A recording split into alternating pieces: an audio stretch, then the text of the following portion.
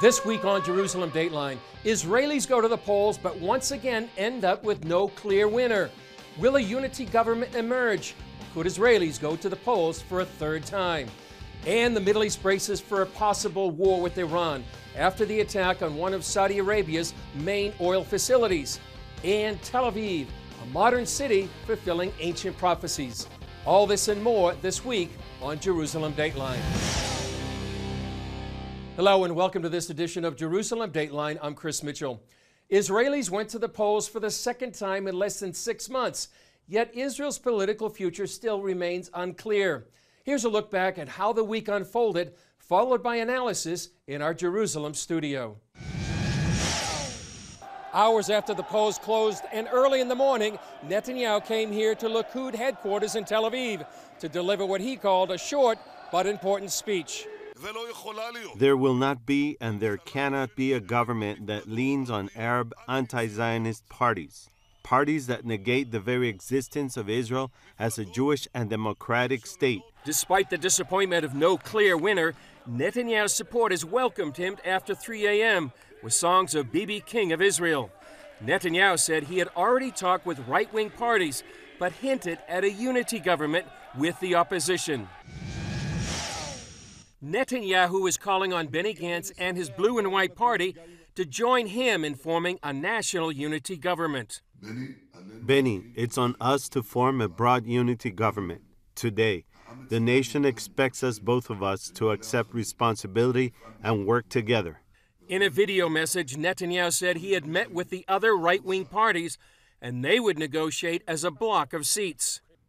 We cannot go to third elections. There's no reason to. I oppose it. With more than 97% of the votes counted, Gantz's blue and white party is ahead with 33 seats to Netanyahu's Likud at 31. But 12 potential seats on the left are held by the Joint List, a combination of Arab parties. They have never been in the government and aren't likely to join this time either. Israeli President Reuven Rivlin pulled Netanyahu and Gantz together to pose for a handshake photo at a state memorial service for former Prime Minister Shimon Peres. But that's about as far as the unity is going for now. The people chose unity. The people went for Israel to be before everything. And therefore, blue and white, under my leadership, won the elections. Blue and white is the biggest party. Well, John Waggy, CBN senior editor, and Julie Stahl, CBN correspondent. It's been a long week. We've been following these elections throughout the night sometimes and into the early morning at Likud headquarters. Here we are now after Benny Gantz has said he's going to be the one to form a government. So where do you think we are now? And John, what are some of the external forces that are coming into play right now? Yeah, it's been interesting to be in Israel this week because it's constant. Everything is focused on the domestic number of seats, number of parties, who's going to finish out on top. And in the midst of that, the world is watching, and Iran and the Palestinians and other people are actually happy about the election results because it plunges Israel into uncertainty for a period of weeks, maybe even months. Right. And that is good news for the Iranians. That's good news for Mahmoud Abbas, who seems to be pretty joyful that Netanyahu might be deposed. So those are strategic considerations that, you know, the Israeli voters didn't want to make that the number one priority. We learned that in our random man-on-the-street interviews that we did. But they're going to be forced, Israel as a government, to deal with the strategic situation, which always looms. So, Julie, you know, Netanyahu has been the longest-serving prime minister in Israel's history. What impact do you think he's had on the region and particularly some of the Arab Sunni nations? He definitely has. You know, one of the complaints of the Israelis was he's been there too long, he's like a dictator. But actually that kind of that presence, that continuous presence, probably really gave him a lot of credit, a lot of respect throughout the Arab world. And we know in the last, in the last few years, he has been able to kind of bridge that gap with a lot of the Arab countries, even if they haven't quite made, you know, diplomatic ties with Israel. We know that he's in contact with Saudi Arabia, with some of the Gulf Emirates. He's got pretty good ties with Egypt. So that long-serving presence actually was a benefit to Israel. And we know in the Middle East, strength really does matter, projecting strength, deterrence, really makes a difference. John, here we are right now. Benny Gantz is saying he wants to be able to lead the next government, and we're looking at Reuven Rivlin now, sitting down with all the parties and asking them for a recommendation for who's going to lead the next government. Where do you see us standing right now? And tell us about what you think the results of the elections may not necessarily say that Israelis wanted a unity government. Well, yeah, that's one of the things that, especially to hear the media account of this, which is that it's the end of Netanyahu, and everybody in Israel wants a national unity government. That's not really true when you see the numbers borne out, that especially among Israeli Jewish voters, there was a strong, even majority of the people who wanted to see a more right government, and it didn't materialize with the formation of how many parties made it into the Knesset and how many actually, how many seats were won. Plus you have the Arab bloc having 13 seats as the final count pretty much recommends there. So it's not a given that everybody wants a national unity government, but that's certainly the message that's being delivered through the media. I think one of the strategies of Blue and White will be to prolong this process, and they would like to see Netanyahu further weakened with a possible hope of a unity government without Netanyahu at the head of the party. Julie, I mean, we're going to go through a long process now with Reuven Rivlin hearing the recommendations, and then see if it's Gantz that goes ahead and forms a government. Could take weeks, but also the Netanyahu and the right bloc may say there's no way you're going to form a government without our votes. That's true, and he can't. It looks like Benny Gantz kind of won because his party got more seats than Netanyahu's, but if you talk about the overall picture, he really didn't, because the Arab parties, they've never joined a government, and he's not likely to ask the Arab parties, not because Israel's racist, there are still Arab Knesset members, there are Arabs in the various parties, but these particular parties really are against the state of Israel, so they're not going to join a government. So, it's possible Gantz won't be able to come up with a coalition government. I know we heard that one of the ultra-Orthodox parties now wants to go and see if he can talk to Gantz. So we don't exactly know how things are going to shape up. Well, John and Julie, we've been following it all week. We'll continue to follow it. John, it's great to have you here in Jerusalem, by the way, for this election. You've been covering these for over 20 years. So, John, Julie, thanks a lot. Up next, the region braces for a possible war after an attack on Saudi Arabia and the world's oil supply. They're testing us, they're testing the region, and I think if we don't act decisively now, the worst is yet to come. Roman soldiers destroy the Second Temple of Jerusalem. Centuries of eyewitnesses say the temple treasures survived. But where are they? They went from Jerusalem to Rome, Rome to Carthage, Carthage to Byzantium. Historians are silent about what happened to it next.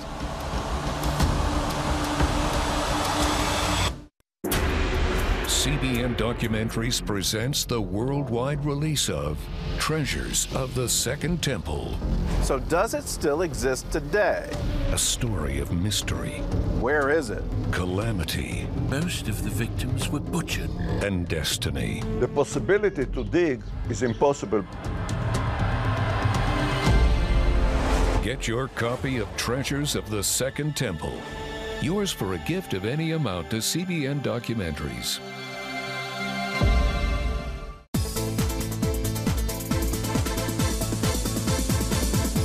The Jewish New Year is approaching, and there's no better time to explore the major holidays celebrated by Jewish people each year. In CBN's free guide, The Jewish Holidays, you'll discover why these special occasions are so central to Jewish life. Learn about the biblical festivals Jesus observed throughout his life. Grow in your faith. Get your free copy of The Jewish Holidays. Call 1-800-700-7000 or go to cbn.com/The Jewish Holidays for your free guide. Watch breaking news, in-depth exclusive stories and programs, from health to entertainment, you won't find anywhere else. The CBN News Channel, a perspective you can trust. Enjoy credible news reporting from around the world. Discover inspiring programs and stories of hope, all in one place, from a Christian perspective. The CBN News Channel, a perspective you can trust. Check your local listings or visit cbnnewschannel.com. Hey, if you're tired and exhausted all day, you can't think clearly, and you really just need a cup or even a pot of coffee to get through your day, then join me, Dr. Josh Axe, for this new series where I'm going to teach you how to transform your diet and use essential oils and supplements to get a better night's sleep. Protect your sleep and live your best life with innovative information from 5 leading sleep experts. If you're not a great sleeper, you can do things to make yourself a great sleeper. If you're already a pretty good sleeper, you can enhance your sleep and be even better. Discover a sleep-enhancing bedtime routine, how to put insomnia to rest, learn how to relieve pain that disturbs sleep, and much more in Protect Your Sleep. Everything you do better with a good night's sleep. Wake up to your best life. Call 1-800-700-7000 to get your free DVD or booklet of Protect Your Sleep today. Don't miss out on this brand new series. Tension is escalating between the United States and Iran following the attack on Saudi Arabia's main oil processing facility. Secretary of State Mike Pompeo says it was an act of war and that Iran is behind the attack. This as President Trump calls for more sanctions against Iran. CBN's Jenna Browder has the story from Washington, and we follow this with analysis with Middle East expert and New York Times best-selling author of The Persian Gamble, Joel Rosenberg. Secretary of State Mike Pompeo called the attack on Saudi Arabia an act of war. But so far, President Trump has held his fire, stopping short of military action. There's plenty of time to do some dastardly things. It's very easy to start, and we'll see what happens. Seeking to build a coalition to respond to the attack, Pompeo issued the administration's strongest statement yet during his trip to Saudi Arabia Wednesday. We were blessed that there were no Americans killed in this attack, but anytime you have an act of war of this nature, there's always risk that that could happen. And on Twitter, Pompeo tweeting he supports Saudi Arabia's right to defend itself. Saudi Arabia says the drones and missiles came from the north, but has stopped short of saying Iran carried out the attack. Senator Lindsey Graham, one of the president's biggest allies, says the administration needs to act quickly. They're testing us, they're testing the region, and I think if we don't act decisively now, the worst is yet to come. President Trump, though, says not so fast. I don't want war with anybody. I'm somebody that would like not to have war. Standing with Robert O'Brien, his pick to replace John Bolton as National Security Advisor, Trump says all options are on the table. There are many options, and there's the ultimate option, and there are options a lot less than that, and we'll see. We're in a very powerful position. You say the ultimate option? Are you talking No, I'd say the ultimate option, meaning go in war. Iran denies its involvement. Its foreign minister told CNN the consequences of a U.S. or Saudi military strike would be all-out war, and that Saudi Arabia would have to fight to the last American soldier. And Iran's leaders were scheduled to be at next week's UN General Assembly in New York, but it appears those plans are up in the air right now because their visas haven't come through. President Trump does say he would allow them to come. In Washington, Jenna Browder, CBN News. Joel, great to be with you here on Jerusalem Dateline. Great to be with you, Chris. Thanks for coming to Saudi Arabia with us. I'm glad that worked out. That was historic coverage. You know, what's happening in the Gulf right now sounds like a Joel Rosenberg novel. Mike Pompeo, the Secretary of State, was just there, called what happened against Saudi Arabia an act of war. Saudis have a chance to, a right to defend themselves. What do you see happening right now in the Gulf? Well, this was a brazen attack by Iran on Saudi Arabia, one of our main Arab allies in the region. And Pompeo is absolutely right. This is an act of war. The question is whether it starts a war or whether the U.S., the Saudis, and other allies find a way to restore some deterrence by punching back, but not in a way that, you know, sends the entire Gulf engulfed in a war. So that's the challenge for the U.S. and the Saudis right now. Yeah, because the foreign minister of Iran says it could be all-out war if Iran is attacked. Well, of course they're going to say that, and that's their bluff. They do low-level but serious attacks all over the region. The Iranians blow things up and they kill people, and then nobody really ever makes them pay, except for the Israelis. The only country that's actually actively pushing back and making the Iranians pay for their aggression is Israel, with airstrikes into Syria against Iranian targets every few days, every few weeks. So far, the U.S. and the Saudis and the Gulf states that have had their ships, their oil tankers seized and whatever, have not taken this type of action. And that's a real important question for President Trump. How do you restore American and Arab deterrence against Iran? You were sitting with the Crown Prince of Saudi Arabia, Mohammed bin Salman, just a few days ago. Did you bring up the subject of the threat of Iran? We did. The meeting was off the record, 2 hours of conversation. But I would say we walked away with a real clear sense that the Crown Prince has a fierce determination to counter and neutralize the Iranian threat. Now, that was just days before this attack that we were with him, but there's no question the Crown Prince regards Iran as his #1 threat in the region. And the Crown Prince is looking for a much closer strategic alliance with the United States than the Saudis have ever had before. And this may be the moment to pull these two countries together even closer. Talking about alliances, there's a report in the Jerusalem Post that Saudi and Israeli aircraft have been attacking Iranian militias inside Syria. What do you think of that report? And is that a sign of growing alliance between Saudi and Israel? If it were true that the Saudis and the Israelis are hitting Iranian targets using fighter jets, that would be huge news. I'm not going to go based off on one report. We'll have to see. But I would say that this is a real test now for the United States Senate that has been beating up on the Saudi-American alliance for the better part of this year, and for understandable reasons. The Khashoggi murder, the Yemen war, very unpopular, and the senators are very critical. But this is the test now. Are you with Iran, or are you with the Saudis? Each senator has to choose which side of this equation are you on, because now you've got Iran actually attacking the world's most important oil facilities. We in the United States don't need the oil as much as our European and Asian allies. So we've got to stand firmly with the Saudis, even while continuing to urge the Saudis to make many, many other changes. You'll be going to Washington soon. What's going to be your message to take back to Washington? Yes, I'll have the opportunity to be briefing people at the White House, on Capitol Hill, senators, and a number of think tank folks as well. But the #1 message is United States senators need to come over and spend time with the Crown Prince. This alliance is so important between the United States and Saudi Arabia. There are many concerns and strains in this relationship. But if I've been there twice to meet with the Crown Prince for a total of 4 hours, why have 98 U.S. senators not been in the past year? It's time for them to go and re-engage the Crown Prince because of their relationship being so important and because the Iran threat is so severe. Well, that's an important message to take back to lawmakers and Washington. Great to be here with you in Jerusalem as well as Jeddah. Coming up, the Bible comes to life in the modern city of Tel Aviv. I shall rebuild you and you will be built, O Virgin of Israel.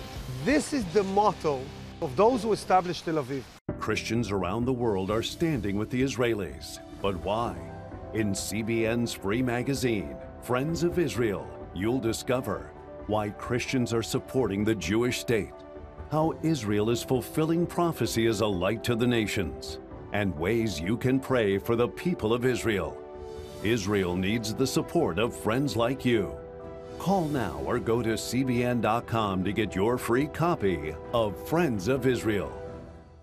Watch breaking news, in-depth exclusive stories and programs, from health to entertainment, you won't find anywhere else.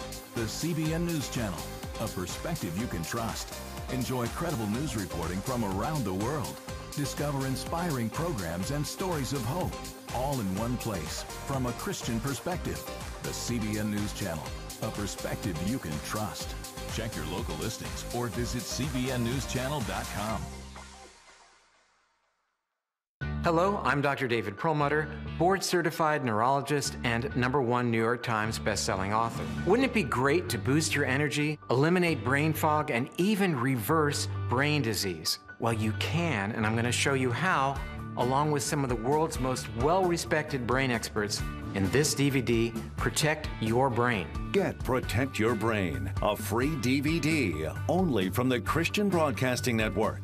featuring experts on the cutting edge of neuroscience and brain health. No matter how many times you've failed in the past, you really can do this. In Protect Your Brain, you'll discover simple strategies to keep your brain young and healthy. Improve your memory. Discover the gut-brain connection. In Protect Your Brain. Get your free copy at cbn.com or call 1-800-700-7000. If you want to improve the quality of your life, get the DVD Protect Your Brain and get it today. Despite external threats like Iran and internal divisions, both now and throughout its history, Israel has survived and even thrived. One major example, Tel Aviv has become Israel's economic and high-tech center. As CBN's Scott Ross found out, the bustling city also fulfills biblical prophecy. Situated on the shores of the Mediterranean, Tel Aviv could be described as Israel's New York City. And in just over 100 years, it's become one of the world's leading startup cities. Tel Aviv was established in 1909. It is a very young city. It is. All this was sand here in 1909. What was the vision for it? And the vision was to establish here a modern Jewish city that speaks the Hebrew language, a foundation for a Jewish life. The idea was to realize the dreams, the hopes, the prophecies of our prophets and the dreams of the Jews all over the world. The most amazing thing about the Jewish people is the fact that we keep dreaming the same dream wherever we are through the centuries. Next year in Jerusalem, next year in Jerusalem. Who were the leaders, the people that founded Tel Aviv? 66 Jewish families. The inhabitants of the old city of Jaffa. Narrow alleyways, you know, sewage in the street, and an oriental city struggling. Jews in Jaffa dream about leaving, breaking from the walls of Jaffa and establish here a Jewish neighborhood. We paid in gold for every inch here. And the money was paid to whom? To the Ottomans? Who are the Ottomans? That's not their land. This was redeeming the land of Israel. Isaac Dror is the education manager of Independence Hall, the location where David Ben-Gurion declared Israel's statehood and its founding fathers signed the Declaration of Independence. We're seated here in front of Independence Hall. This is a significant place. It is significant. It is really significant. It is the place where Israel was born. But it is also the place where Tel Aviv was established. It was the home of the founder of Tel Aviv. It was the first art museum of the city. In the book of Ezekiel, Ezekiel lived in a place called Tel Aviv, a Jewish city in Babylon, where he was prophet. A tiny Jewish community in the desert of Iraq, exiled Jews. In 1950, Tel Aviv and Jaffa merged to form Tel Aviv-Yaffo. It's also where Jonah caught a ship to flee from the Lord and ended up in the belly of a whale. Israel's founders sensed they were fulfilling prophecy. In the middle of this secular city, surrounded by construction cranes, one monument says it all. This is from the Bible, Jeremiah, and it says here, I shall rebuild you and you will be built, O Virgin of Israel. This is the motto of those who established Tel Aviv. And as we stand here now, the prophecy is being fulfilled in front of your eyes. In front of your eyes. It is the first time after 2,000 years, the Jewish people building the Jewish land, speaking Hebrew with their Bible in their hand, in the land of Israel. Today, Tel Aviv is known as Silicon Wadi. What is it about Tel Aviv that so much creativity, innovativeness has come out of this area? There's more than 700 startup companies concentrated in this city. There's venture capital that is being invested in Israel, which is the highest per capita in the world. Combined, of course, with Israel's culture and with Israel's circumstances, have made Tel Aviv what it is today, the second Silicon Valley of the world. I met with educator Ze'ev Ben-Shahar, who gave us a modern comparison to the founding of Israel and Tel Aviv. I think the whole venture of Israel is a startup venture. You can see this miracle around us today. Tel Aviv has the third largest economy in the Middle East.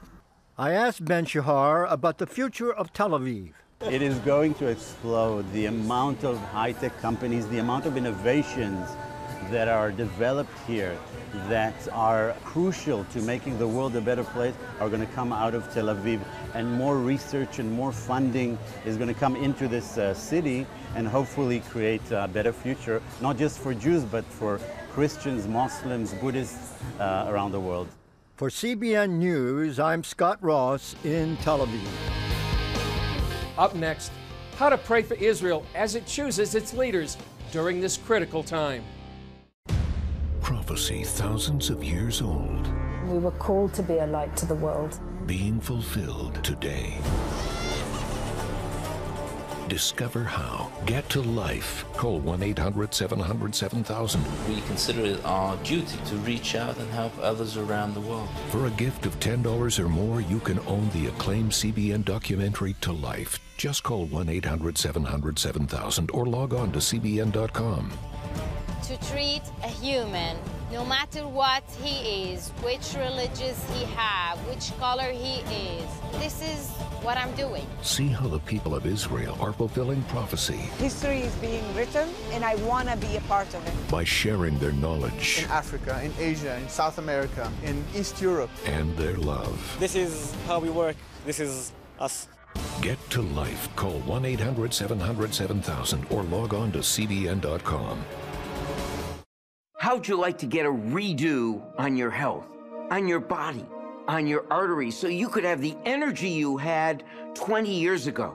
The great news is you can. I'm Dr. Mike Roizen, chair of the Wellness Institute at the Cleveland Clinic. I've written 4 New York Times bestsellers. But even better than having to read all that, you can listen to this DVD and watch it. Protect your heart? Yes, you can. Here's how. Go to CBN.com or call 1-800-700-7000 for your free copy of Protect Your Heart. Let the medical experts show you their new discoveries on how to avoid heart disease and even reverse it. Easy steps to uncover the hidden dangers in your medicine cabinet, reduce stress, and get a complete do-over for your health. Call 1-800-700-7000. That's 1-800-700-7000. Or go to CBN.com to claim your free copy of Protect Your Heart. Finally, you may wonder, what does the Bible have to say about the Israeli elections? Well, you can look to both the Hebrew Scriptures and the New Covenant. In Psalm 75, it says, God is the judge. He puts down one and exalts another. In the book of Daniel, it says, He changes the times and seasons. He removes kings and raises up kings. He gives wisdom to the wise and knowledge to those who have understanding. In the New Covenant, Paul the Apostle wrote, I exhort therefore that first of all supplications, prayers, intercessions, and giving of thanks be made for all men, for kings and for all that are in authority, that we may lead a quiet and peaceable life in all godliness and honesty. For this is good and acceptable in the sight of God, our Savior. Well, please pray for Israel as it goes through this political crucible. Well, that's all for this edition. Thanks for joining us. Remember, you can follow us on Facebook, Twitter, Instagram, and YouTube. I'm Chris Mitchell. We'll see you next time on Jerusalem Dateline.